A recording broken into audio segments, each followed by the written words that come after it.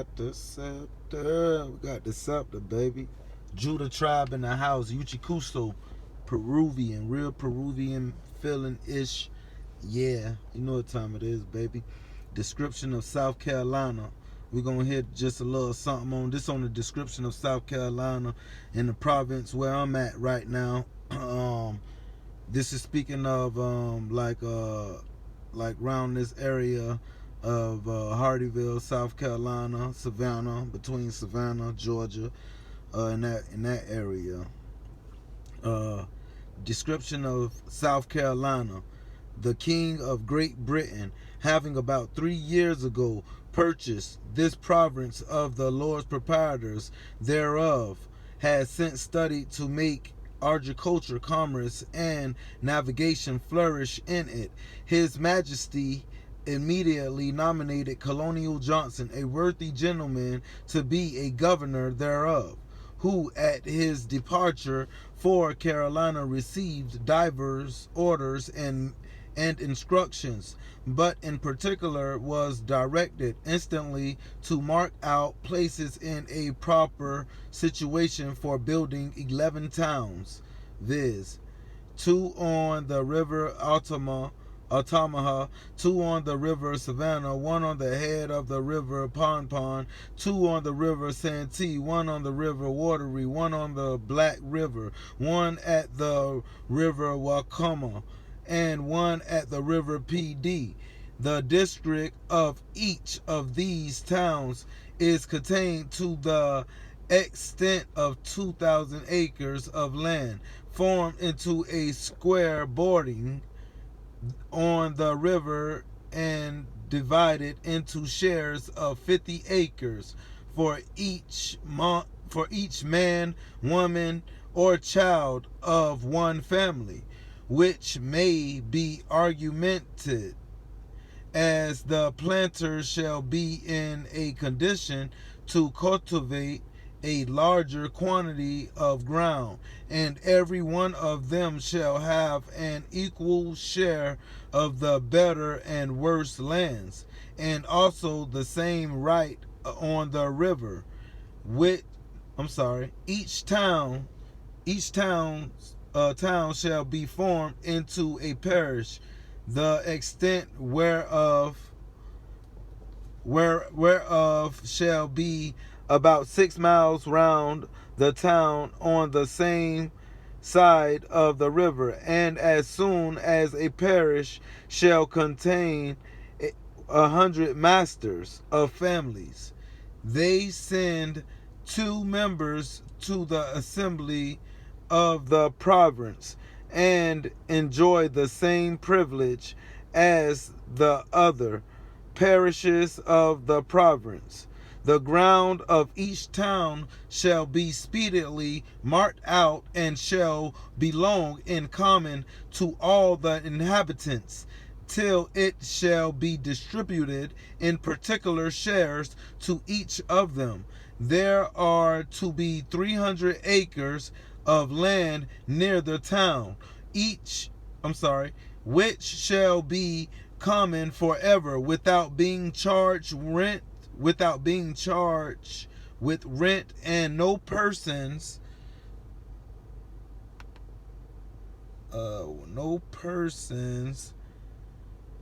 shall by virtue of any former grant take possession of any land within 6 miles of each town. The rent shall be as fours per ann for every 100 acres, except that for the first 10 years the land shall be entirely free, and all those that shall settle in the said towns shall enjoy the same advantages. Now, I'm sorry that I didn't even tell y'all what this was called, but it's called A Description of the Province of South Carolina, drawn up at Charlestown in September 1731. TR from Mr. Purry's original treatise. in French and published in the Gentleman's Magazine for August, September, and October 1732. Now back to it. Get back at it. His Majesty,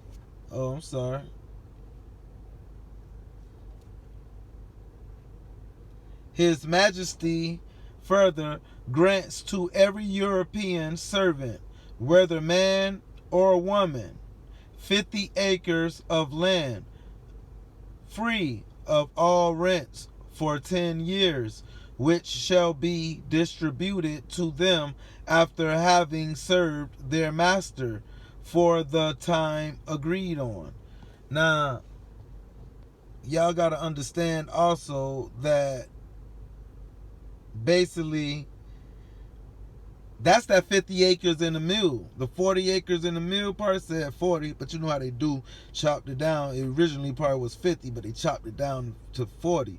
And then don't be fooled about when it says European, because European, we know black people was also European. So don't get fooled and try to point your finger at the white people. Oh, that's the European, because you might be pointing a finger either at you or your ancestor.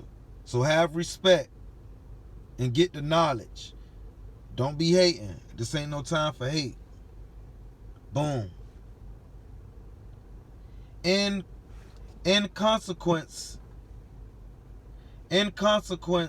of these instructions, Purry was permitted to go and chase on the borders of the river Savannah, land proper to build the town of Pewsburg upon, and having found it such as he wished, the government made him a grant thereof under the great seal of the province, dated the 1st of September 1731, and at the same time published throughout the whole country a prohibition to all sorts of persons to go and settle on the said land, which is already called the Swiss quarter. So these lands was already called the Swiss quarter. Now, mind you, it's some land out here not too far from Pewsburg, down the street on the way to Ridgeland, South Carolina, where it's called Switzerland. It's literally called Switzerland. Okay? And these are why these things is called what they are called. You understand? So boom, that's the Swiss quarter. In order to facilitate the execution of this undertaking in the best manner, the assembly granted to the said Purry 400 L sterling and provisions sufficient for the maintenance of 300 persons for 1 year. So they granted them 400 pounds of sterling and provisions sufficient for the maintenance of 300 persons for 1 year. That's what our government need right now. We could use that. That's good thinking on their cause. Provide they be all persons of good repute and Swiss Protestants. Y'all see that? That's what Caremio be talking about. That's what Caremio be talking about.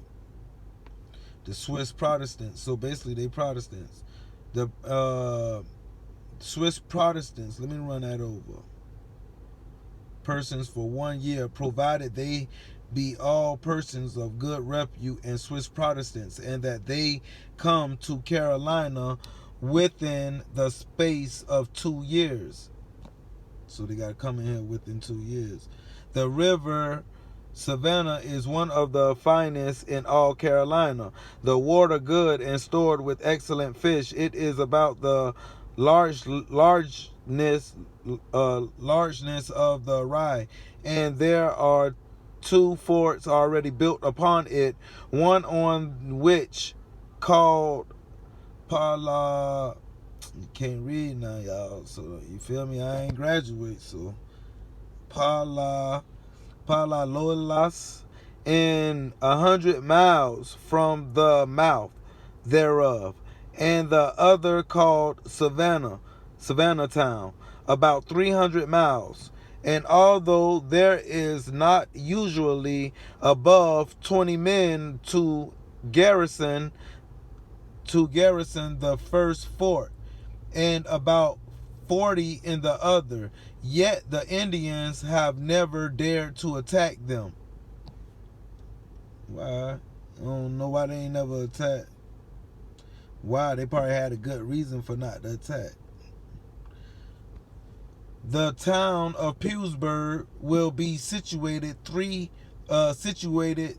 miles from the sea, and about 7 miles from the highest tide.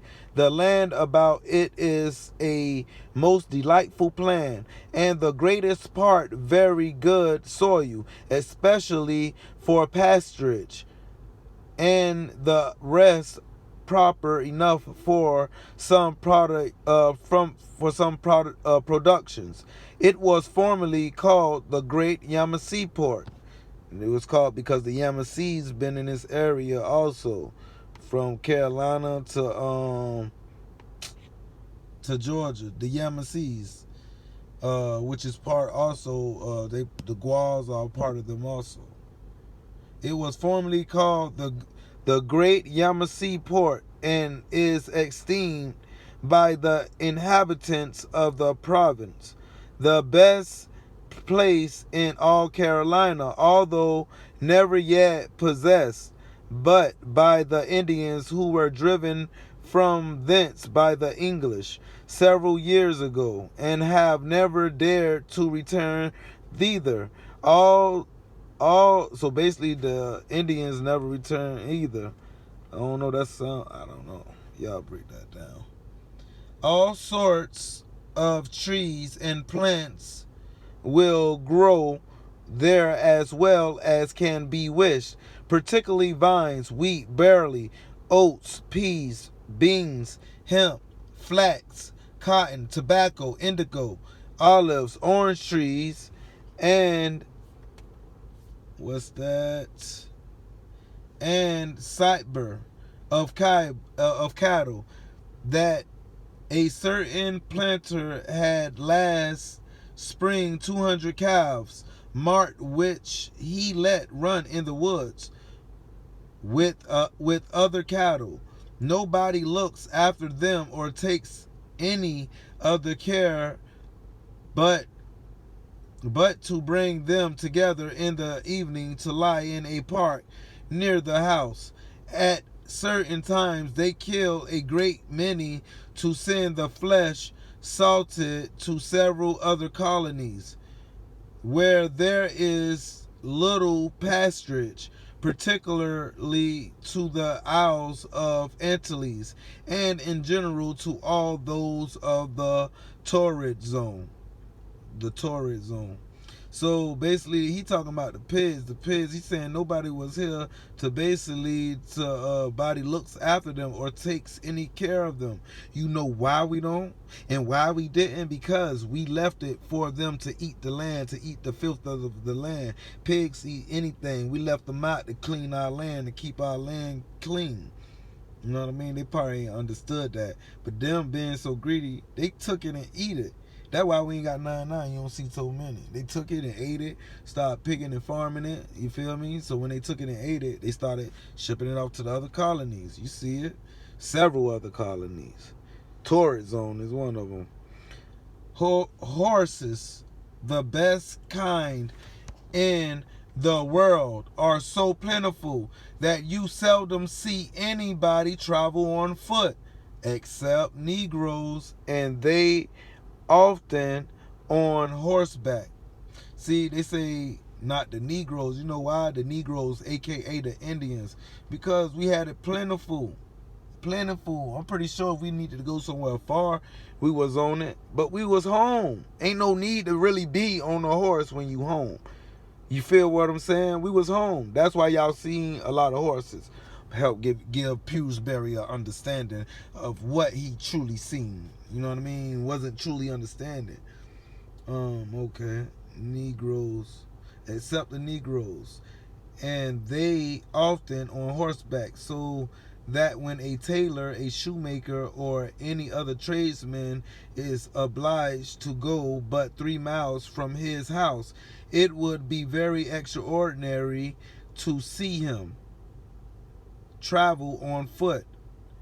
There is likewise in this country a prodigious number of swine, which multiply infinitely, and are kept with very little charge, because they find almost all the years all the year acorns, of which there is 5 or 6 sorts, as also nuts, walnuts, chestnuts, herbs, roots, and etc. in the woods, so that if you give them never so little at home, they become fat, after which you may salt and send great quantities of them to the Isles of Barbados, St. Christopher's, Jamaica, and somewhere else, something, which produce very good returns, either in money or merchandise. So basically, taking our stuff and selling it to they don't name Jamaica, well, Christopher Columbus. So that basically where he settled at. Christopher Columbus took that over to Jamaica, so he's saying they could send it to Barbados and down there to where Christopher Columbus and them at, selling our products from our land, from our home. Of all animals in that country, talking about South Carolina, none are a less charged than sheep, for they subsist only on what they find in the fields, yet are always in good case, and bring forth their lambs regularly. And there is particular sort, whose wool is not inferior to the finest Spanish wool.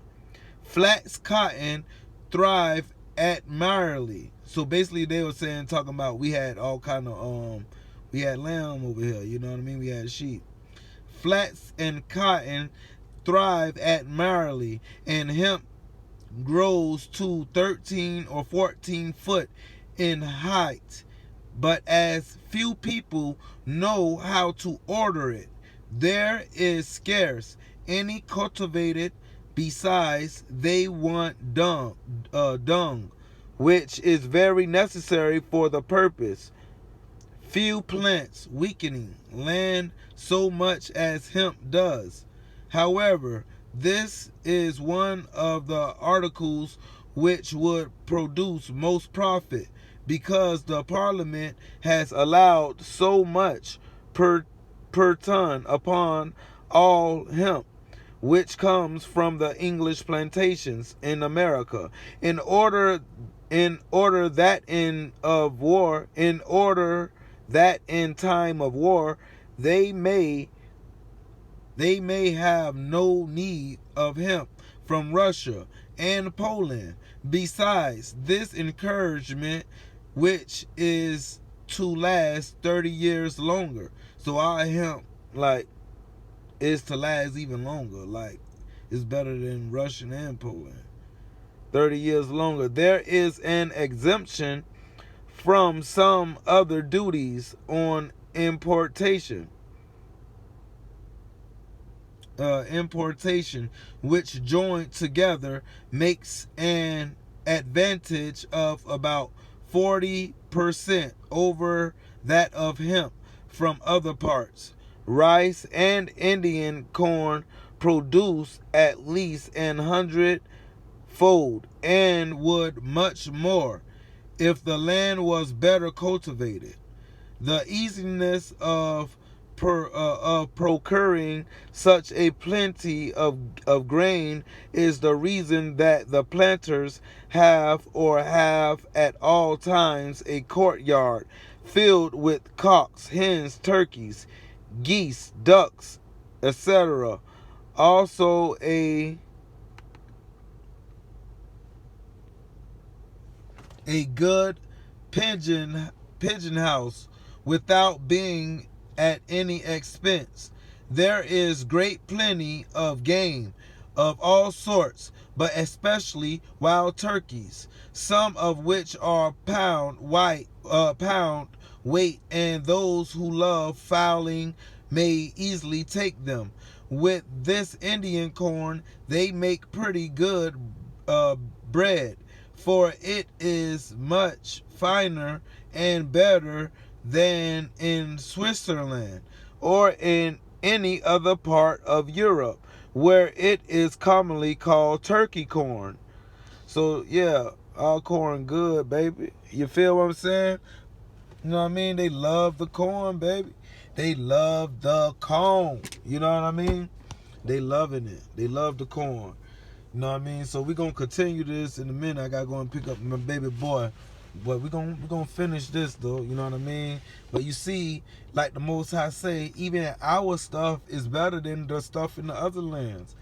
That's how you know this Israel, baby. You know what I mean? Like, y'all can keep talking about going to Africa. Y'all go ahead and go to Africa. If it is, you know what I mean? I salute you. There's no disrespect, but I'm a Peruvian booty scratcher. And you could be an African American booty scratcher. You know what I mean? We respect it. Respect it or check it, baby. Shalom. Shalom to the Uchikuso, to Israel, United Nations, the IUN. You know what's going down. Yeah, shalom.